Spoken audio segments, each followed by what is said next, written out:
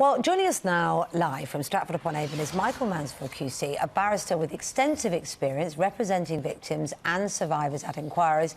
He's also one of the country's top barristers and, in fact, he's offered to take over as the inquiry's top lawyer, and some people even say he should take over as chairperson. Well, good to speak to you this morning, Michael. Somebody needs to sort it out because this is an absolute mess, isn't it? We've got we obviously know you need to have a rigorous process in place when you have accusations as serious as some of these historic child abuse claims are. But you've got an inquiry that's mired in confusion with people retiring all over the place. You've got another inquiry that looks into that inquiry, which has also got all sorts of problems and accusations that hasn't gone far enough. What are we going to have now? An inquiry into the inquiry into the inquiry, and still no closer to dealing with the actual child abuse claims?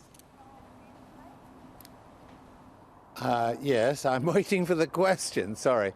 Well, someone's got to sort this out, Michael, haven't they? Because it's an absolute confusion and mess. Yeah, well, you've given a very a comprehensive narrative, so I don't need to go over all that. So if the question is what should happen, it should have happened right at the start. The real problem here is that the government, at various stages, has failed to appoint an adequate, competent chair. And actually, it requires more than one. You can't do an inquiry of this size with one chair. And the chair have been totally inappropriate on each occasion. They haven't, as it were, got it together, sat down and worked out a strategy. It's only now that a bit of a strategy is being worked out. And one of the reasons that that went wrong was because of a big failure in consultation. The biggest group that left very recently indicated that Jay, the latest chair, hadn't spoken to them at all. You don't run inquiries of this kind with these groups at the centre of it without consulting them. They weren't consulted about appointments. They haven't been consulted properly or adequately about how the inquiry should progress, its direction and content.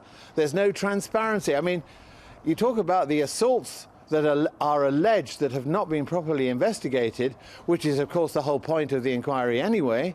There's no transparency, which is another criticism of what's Michael, gone why on is that? in Sorry public to interrupt you, but I'm not sure that people who aren't absolutely embedded in the way that you are and involved in trying to sort it out understand what all these things are. Why is it so bad? Why are we in this mess? I mean, why can't we organise something to look into child abuse? Well, we can, if they get the right people at the top and the right number of people, and also the Home Office haven't acted, or the Select Committee haven't put their finger on a further difficulty here. Not only is there no lead lawyer at the moment, there is no lawyer at the helm here. Now, there are legal decisions to be taken. You can't have a chair who's not a lawyer, because how is she going to make the decisions? Somebody else is going to write out a judgment for her, excuse me, which she has to read.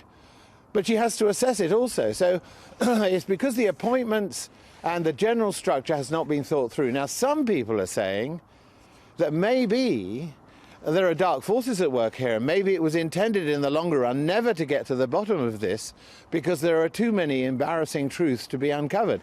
I don't know whether that's right, but certainly a number of the groups are thinking that. So just to clarify, do you believe that to be the case? Do you think there are people that are trying to stop this inquiry really getting to a conclusion?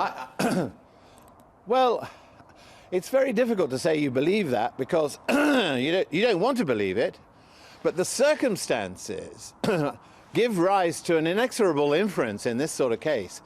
Four chairs, that's ridiculous, never had that before.